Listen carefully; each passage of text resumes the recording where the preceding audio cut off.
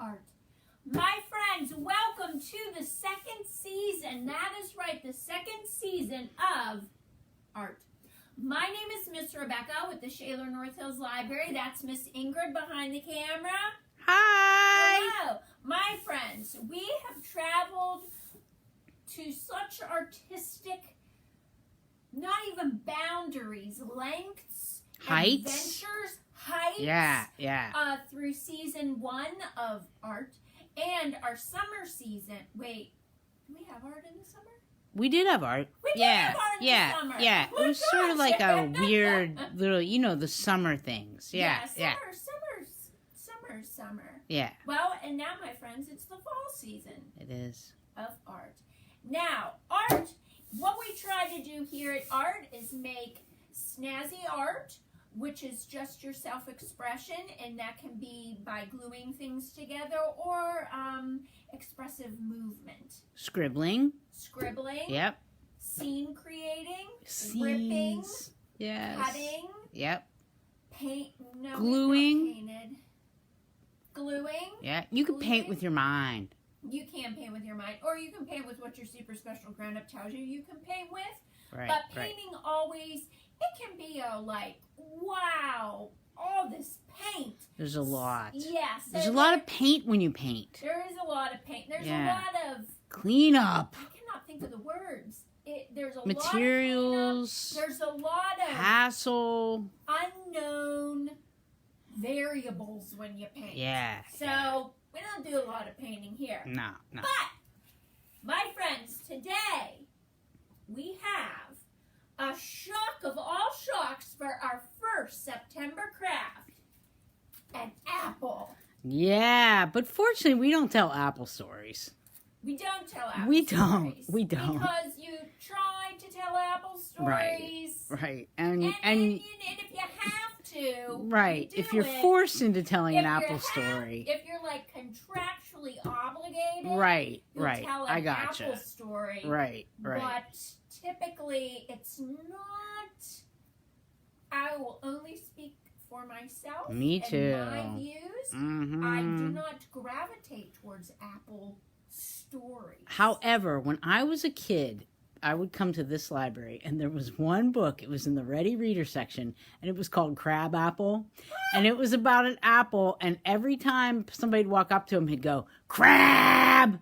And that was actually really good. That sounds That was amazing. really good. So, if anybody knows of any good Apple stories. apple stories out there, let us know. Yeah. We'll see. Crab Apple was We'll see. pretty much the only one I've ever experienced in 48 years. Well, I'm happy. And I'm so glad I've never had to do an apple story time. Well, here we are doing apple crafts, which are far superior to apple stories, my friends. You can do all sorts of things, and you can make them your own. I mean, look at that apple. Well, this apple, my friends, and there's some variations. That means like different ways you can do this. So what we did, look, it's just a paper plate. It is. So I scrounged up this paper plate in our staff kitchen here at the Shaler North Hills Library. And then what I did is I slathered it with, you know who's back, my handy dandy glue stick, which you'll notice has lasted since March, because what do I do with it? She I put the cap on. You've got to put the cap on the glue. So, here's my apple. How I made this apple is, and we'll go through the different ways you can do it. I happened to stumble upon some red tissue paper. The kind that maybe your super special grown-up grabs at the dollar store, wherever, to smash into a gift bag on your way to a birthday party. It all works nice. And what I did is I cut little squares out. Well, they weren't really squares. They were just Shapes. Yeah. And then I glued them all over the apple. It's nice. And then when I made my stem, I happen to have here at the library, which maybe you don't have at wherever you are, and that's fine. I used a piece of brown construction paper and I cut out this little stem shape.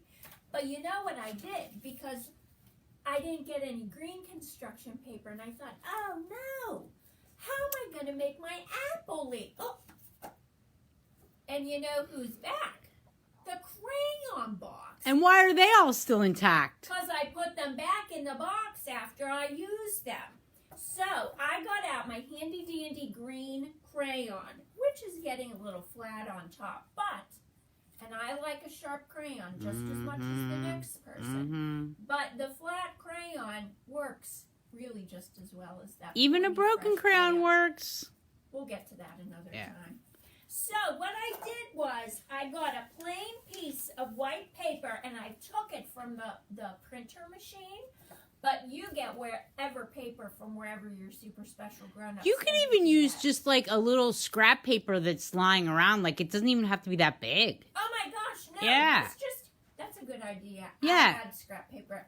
I was just thinking about that. More scrap paper. Yeah. So I just drew a leaf on the I'll demonstrate. Yeah. Show us how you did that. Scissors. Right. So I'm going to get out my handy dandy green crayon, which, like I said, it's getting flat on top, but it works just as good. Yep. And then I just went like this, and I drew this leaf shape, and then I colored it in, and I cut it out. But you know what? We're going to use this, actually, because I'm going to make a fresh apple right here, and maybe you're going to make one, too. I just had a thought. Say that your super special grown-up has tissue paper, but it's green or yellow.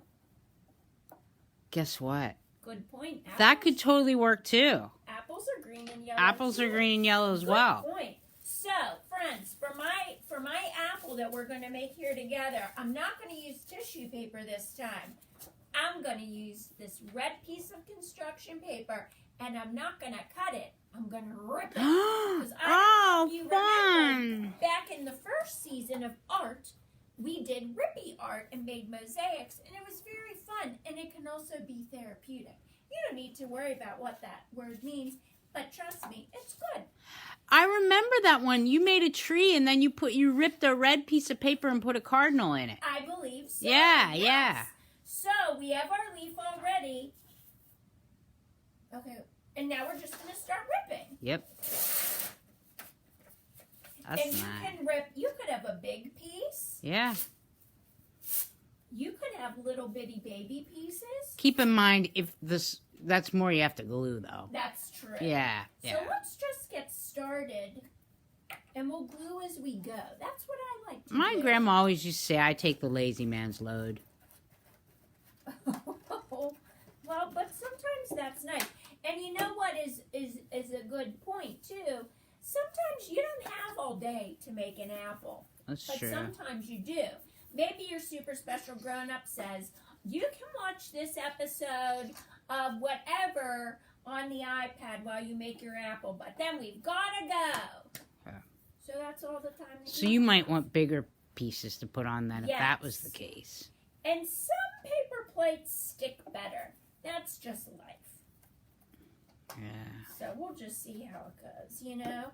So now I need a little teeny tiny piece, so I'll just go like that with that guy. Miss Rebecca. What? Were you always a person who put the cap back on, glue sticks, and crayons back in the box, like even as a child? I'd like to think so. I'd have to confirm with my mom. Okay. But I feel I've always been a rather neat and tidy person. I mean, I don't like nitty-gritty cleaning so much. Yeah. The worst task in the world to me is cleaning the shower for some reason. But I do like things tidy. My room was always tidy. I like to always move around my room. I'd push the furniture all over the place. Oh, that's cool. I'd rearrange it because then it's like you had a brand new room. But don't ever do that unless you ask your super special grown-ups first. Did you and your sister share a room? No, we did not. My brother and I shared a room till I was in 6th grade, I think. Really? Yeah. No, we never shared a room. We always had our own rooms. And she was older than me, so I would go and snoop in her room a lot. but don't snoop.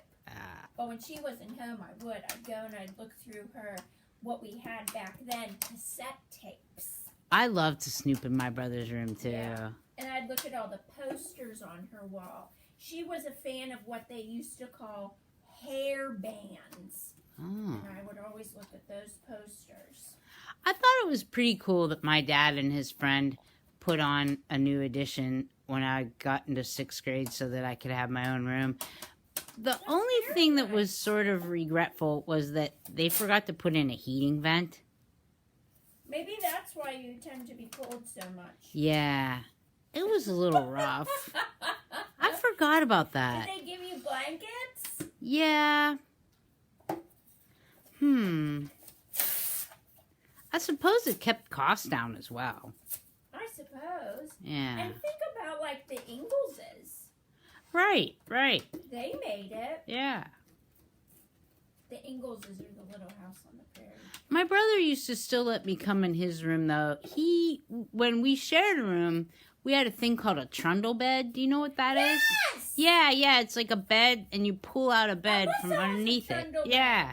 And so Rob slept on the trundle part that you pulled out, and I slept on the top. And then when it would be too cold in my room, even after I had my own room, my brother would let me come into his room, because his room was very toasty, and pull out the trundle, and I could sleep on the bottom. Well, that was nice. I know, that was really nice of him. Well, I never had air conditioning until I was married, so... Yeah. Like 10 years, 12 years ago, I first had air conditioning ever. And so when I was a little kid, my mom and dad had a room air conditioner in their bedroom window. Yeah. And so I'd get a sleeping bag and I'd sleep on the floor. That's and nice. It was so magical. And I remember the smell of that unit air conditioner, and it just smelled so good. Now I wonder if it was chemicals. I'm not sure. But I liked it. Nice. Well, this is quite the apple. That's a nice apple. So, but we're not done. Miss Rebecca's favorite apples are Red Delicious. And Yes, that kind they of are. looks like a Red Delicious I apple. just got a bag of them. So, what we're going to do, we're not going to mess around with the brown construction paper to make our stem. Okay. We're going to color one? Oh, nice. Okay. So there's our stem. And I don't know if you remember from other episodes, but when you color on this table, it's bumpy. Textured, because this is the exact table upon which Vincent van Gogh would paint. That's not true. No, but, I mean, you could see why it might be, because his painting was very textured. I think that's because he made it textured. Yeah. He used this special kind of paint. Did he? I mean, the way he painted. Yeah, and he used the way that he painted with the brushes and stuff like that. And if you want to paint like him, you can put salt in the paint, and that makes it more textury. That sounds wild. Yeah, it's pretty wild. That's another reason why we don't paint on this show. It's complicated. Yeah, painting, painting just, there's a lot of components to painting, and painting's great. But you can do so much with just crayons and glue and paper. You know what I did when I was little? I wasn't allowed to get my ears pierced yet. So my friend who lived up the street and we would cut out little shapes from paper, and we would tape them to our ears. Fun! I'm sure they looked very realistic. Don't try that unless you're super special. That's fun. And we'd have this metallic paper. This one time, we have two friends who come here to the library, Santiago and Javier, and their grandma and I went to get tattoos, and we went to a tattoo parlor, and she wanted to get earrings tattooed on her ears, but they would not do it because it is illegal or it was back then, to get tattoos on from the neck up. Illegal, like a law? Yeah, because then you're changing like your physical appearance, which would be most recognizable if you were trying to, I don't know. It was something, so she couldn't. So she got a ladybug on her back.